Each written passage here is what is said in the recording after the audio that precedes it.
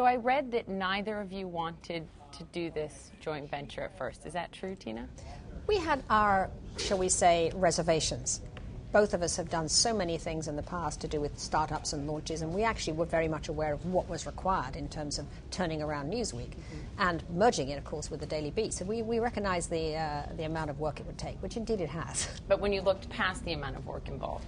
Well, when we looked past it, we thought that the enlarged footprint of having Newsweek with the Beast could only be positive, because Newsweek is a huge global brand. Newsweek is this charging, frisky, growing, digital animal.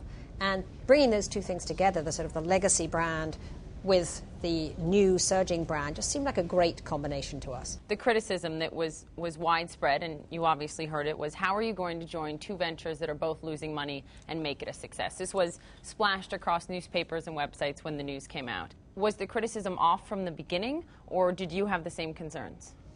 Well, obviously, that's what we looked at very closely when we decided to put them together. The Daily Beast was fully on track to be in profit, actually, at the end of this year when it was on its own. But we did feel that the long-term prospects of the two things together were actually extremely positive. So it really took the vision of Barry Diller, our partner, and Sidney Harman, as he alas died, but the Harman family is still very much involved, to see that ultimately the sum would be greater than the individual things alone. Is that the trajectory, Stephen, that you're on? I mean, are you on a profitable trajectory? What are the numbers telling you now? Because there are still critics out there who would say, how are you going to make this a profitable venture? Well, there's no question. It's what we've been doing so far is reaching the watermarks we wanted to reach, and has been successful in terms of whether it be single copy sales are up 30% since Tina started editing. Renewals at a massive surge of 5% year-on-year increase, which is fantastic. Subscription renewals. And then advertising has increased in double digits, actually 88% since we took over. So all those benchmarks prove that it's a hit in what we're doing, and certainly where the momentum is there for us to achieve what we set out to achieve. And remember, in the back offices, so to speak, there's an awful lot of economies of scale that have been realized.